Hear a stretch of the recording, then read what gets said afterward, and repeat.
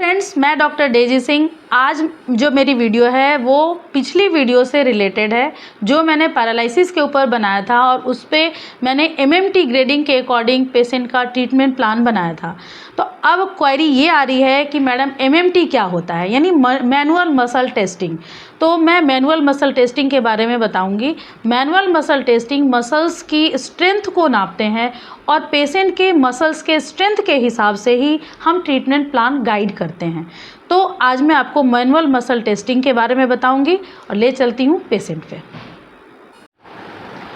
तो पेशेंट पे हम एमएमटी के बारे में जानेंगे। मैनुअल मसल टेस्टिंग यानी हम manually without help of machine हम कैसे मसल्स की स्ट्रेंथ को ग्रेडिंग देते हैं, क्योंकि बहुत से प्रॉब्लम जैसे पैरालिसिस का जो केस होता है उसमें हम कैसे ट्रीटमेंट प्लान बनाते हैं according to strength of muscles. तो उस मसल्स को कैसे नापते हैं मैं आज पेशेंट के ऊपर मैं वो करके बता रही हूँ। तो देखते हैं कि मैनुअल मसल टेस्टिंग कैसे करते हैं। एक्चुअली मसल टेस्टिंग 5 ग्रेड में हम बांटते हैं, 0 to 5। तो 0 to 1 जो मैनुअल जो मसल्स की स्ट्रेंथ होती है उसको जो ग्रेडिंग करते हैं उसमें मसल्स में कितनी स्ट्रेंथ होती है मैं वो बता रही हूँ। 0 to 1 जो मसल स्ट्रेंथ होती है उसमें पेशेंट के मसल्स में, चाहे वो लोअर एक्सट्रीमिटी की हो या अपर एक्सट्रीमिटी की हो, कोई भी मसल हो जिसमें फ्लिकर मूवमेंट होता है। दैट मीन्स कि हम पेशेंट को जब वोकल कमांड देते हैं कि आप मूव कीजिए, पेशेंट फुल अपनी तरफ से एफर्ट लगाने के बाद भी अगर वो उसको मूव नहीं कर पा रहा है तो उसको हम 0 to 1 के कैटेगरी में रखते हैं। जैसे मैं पेशेंट को भी बोलूँगी, आप अपने उंगलियों को हिलाइए, पैर की उंगलियों को हिलाइए। आप देख सकते हैं कि पेशेंट की उंगलियां सिर्फ हिल रही हैं। तो देखते हैं 0 to 1 की कैटेगरी में जब पेशेंट को गाइड करते हैं कि आप उंगलियों को हिलाइए, अपने पैर को हिलाइए। आप देख सकते हो कि फ्लिकर मूवमेंट है उंगलियों में, पैर में किसी तरह की मूवमेंट नहीं हो रही है। दैट मीन्स कि पेशेंट का वोकल कमांड हम देते हैं कि आप पैर को हिलाइए या हाथ को हिलाइए, अपने मसल्स को मूव कीजिए, तो वो हल्का हल्का मतलब बहुत ही स्लाइड फ्लिकर मूवमेंट इसको कहते हैं, फ्लिकर मूवमेंट हो रही है। दैट मीन्स कि मसल्स की strength 0 to 1 category. Next category में जो आता है वो 1 to 2 कैटेगरी आएगा, जिसका एमएमटी 1 to 2 होगा। उसमें मसल्स में कितनी स्ट्रेंथ होगी हम उसको देखते हैं। तो 1 to 2 कैटेगरी में हम उस मसल स्ट्रेंथ को रखते हैं। 1 to 2 मसल स्ट्रेंथ में पेशेंट का जो मसल की एक्टिविटी होएगी, जो स्ट्रेंथ होगा वो अलोंग टू ग्रेविटी होगा। मतलब हम पेशेंट के हैंड को, पैर को या हाथ को, जिस तरह से जो भी मसल्स है उसको जब हम वोकल कमांड देते हैं कि आप पैर को धीरे धीरे बाहर लाइए, धीरे धीरे बाहर लाइए, धीरे धीरे बाहर लाइए, बाहर लाइए, बाहर लाइए, इस तरह से, इस तरह देखिए। तो ये 1 to 2 की कैटेगरी में आता है जब मसल अलोंग टू ग्रेविटी यानी ग्रेविटी के साथ साथ जो मूवमेंट होती है एक्टिवली, उसको हम 1 to 2 की कैटेगरी में रखते हैं। इस तरह से ये 1 to 2 की ग्रेड में अगर हम पेशेंट को बोलते हैं कि आप ऊपर की तरफ उठाइए और पेशेंट अगर नहीं मूव कर रहा है, अगेंस्ट ग्रेविटी वर्क नहीं कर रहा है, तो अलोंग टू ग्रेविटी इसको कहेंगे और इसका मसल का स्ट्रेंथ 1 to 2 रहता है। थर्ड आता है 2 to 3।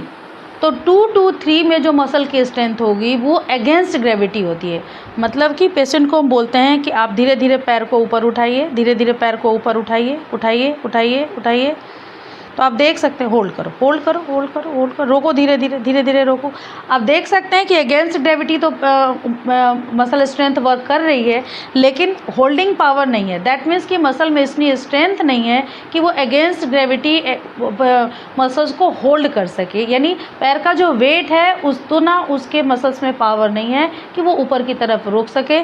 तो ये फिर होल्ड नहीं होता, ये धीरे धीरे नीचे की तरफ वापस आ जाता है। लेकिन ये एक्टिवली धीरे धीरे, अब उठाइए, धीरे धीरे उठाइए, धीरे धीरे उठाइए, ऊपर उठाइए, उठाइए, उठाइए, उठाइए। आप देख सकते हैं कि ये अगेंस्ट ग्रेविटी वर्क कर रहा है। दैट मीन्स जब ये मसल्स पावर होएगी पेशेंट की तो ये 2 to 3 की कैटेगरी में आता है। नेक्स्ट 3 to 4 मसल पावर यानी एमएमटी 3 to 4 में जो आएगा वो अगेंस्ट ग्रेविटी विथ रेजिस्टेंस। लेकिन रेसिस्टेंस हम 1 फिंगर 2 फिंगर इतना ही देते हैं। इतना ही अगर वो पेशेंट अफोर्ड करता है तो इस कैटेगरी को हम 3 to 4 के कैटेगरी में रखते हैं। जैसे पेशेंट पैर ऊपर उठा रहा है, हमने इस 1 फिंगर से इनको रेसिस्ट किया। आप पैर ऊपर उठाइए, धीरे धीरे उठाइए, धीरे धीरे उठाइए, उठाइए, उठाइए, उठाइए, उठाइए, ये हम वन फिंगर से रेसिस्ट कर रहे हैं, यानी हम जो रेसिस्टिव पावर अप्लाई कर रहे हैं वो हमारा वन फिंगर के बराबर है। तो इस मसल पावर को हम 3 to 4 की कैटेगरी में रखेंगे। वन फिंगर, फिर 2 फिंगर, इस तरह से 2 फिंगर से इस तरह से रोकेंगे और पेशेंट को बोलेंगे कि आप ऊपर की तरफ उठाइए। तो मसल की स्ट्रेंथ अगर इतनी है कि वो 2 फिंगर असिस्टेंट एफोर्ड कर सकते हैं, तो इसको हम 3 to 4 की कैटेगरी में रखते हैं। नेक्स्ट आता है 4 to 5, यानी कि हमारा जो नॉर्मल मसल की स्ट्रेंथ है वो 5 होता है। तो 5 जो 4 to 5 है उसमें हम फुली, यानी हम जितना हमारे हाथ में पावर होता है उतना हम पेशेंट को रेसिस्टेंस पावर अप्लाई करते हैं, और पेशेंट अगर उसको एफोर्ड कर लेता है, उसकी मसल्स एफोर्ड कर लेती है, दैट मीन्स कि मसल्स पावर नॉर्मल है और वो 5 की कैटेगरी में है। जैसे अब हमने पूरे हाथ से इनको दबाया, अब आप उठाओ, ऊपर उठाओ, पूरा लगाओ, अपनी पूरी ताकत लगाओ। यस, आप देख सकते हैं कि मैंने अपनी पूरी ताकत इनके हाथ पे लगाई हुई है और ये अपने पैर को ऊपर उठा रहे हैं। दैट मीन्स कि इनके मसल्स की स्ट्रेंथ नॉर्मल है और ये 0 to 5 की कैटेगरी में आता है। रिलैक्स रखो, नीचे उठाओ, पूरा लगाओ जोर। आप देख सकते हो कि मसल्स की स्ट्रेंथ पूरी है और ये 5 ग्रेड 5 में आएगा, क्योंकि मसल फुल्ली रेसिस्टिव पावर को अफोर्ड कर सकता है। वो उसके बाद फुल्ली अफोर्ड रेसिस्टेंस देने के बाद भी अगर मूवमेंट हो रही है, दैट मीन्स कि मसल्स की पावर 5 है। में देखो, एक जैसे हमने ये पूरा रेसिस्टेंस दिया, अब ऊपर उठाओ, ऊपर उठाओ, ऊपर उठाओ। आप देख सकते हैं कि उठाओ उठाओ, against gravity full resistance, muscles की पावर नॉर्मल है और नी की मूवमेंट पूरी हो रही है। दैट मीन्स कि ये ग्रेडिंग जो है वो MMT 5 है, मतलब 100% मसल्स नॉर्मल है। Down, relax.